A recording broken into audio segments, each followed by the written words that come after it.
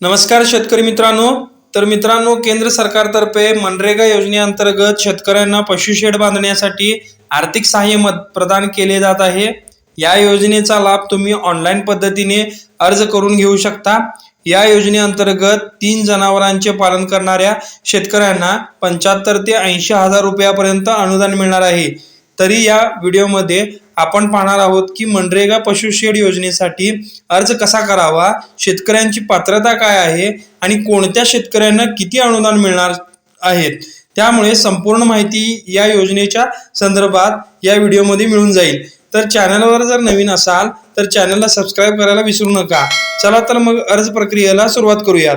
तर शेतकरी मित्रांनो, मी तुम्हाला सांगू इच्छितो या योजनेअंतर्गत काय ठळक अशा गोष्टी आहेत, तर लक्षपूर्वक ऐका। पहिली म्हणजे 3 पेक्षा अधिक जनावरे पाळणाऱ्या शेतकऱ्यांसाठी आहे।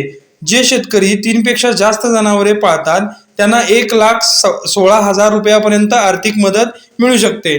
तर 8 पेक्षा जास्त जनावरे पाळणाऱ्या शेतकऱ्यांसाठी 1,60,000 रुपयापर्यंत अनुदान दिले जाईल। तसेच शेतकरी मित्रांनो, मी तुम्हाला सांगू इच्छितो अर्ज करण्यासाठी लागणारी कोणकोणती कागदपत्रे आहेत ते आपण सविस्तरपणे पाहूया। तर लागणारी कागदपत्रे अशी आहेत, नोट डाऊन करून घ्या।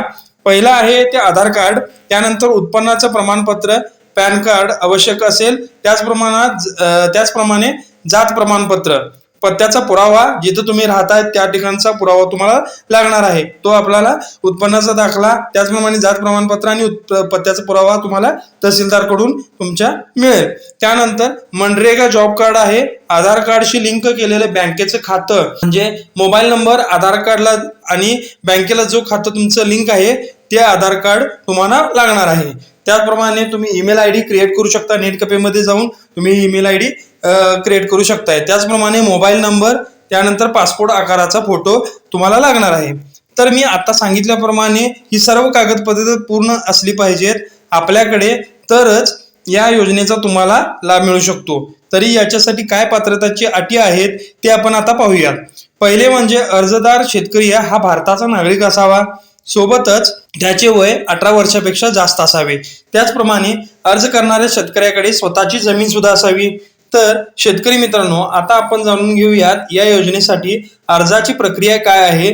तर शेतकरी मित्रांनो, या योजनेसाठी अर्ज करण्यासाठी तुम्हाला तुमच्या नजीकच्या सेतू केंद्रावर जावे लागेल आणि जिथं तुम्ही अर्ज सादर करू शकता आणि केंद्र सरकारच्या या योजनेचा लाभ घेऊ शकता। तर शेतकरी मित्रांनो, असे समजतो की हा व्हिडिओ तुम्हाला पूर्णपणे आवडला असेल। तर असेच लेटेस्ट नवनवीन अपडेट जाणून घेण्यासाठी आमच्या चॅनलला सबस्क्राइब करा आणि व्हिडिओ आवडला असेल तर लाईक शेअर करा। तर चला मग भेटूया पुढच्या एका नवीन व्हिडिओमध्ये। धन्यवाद।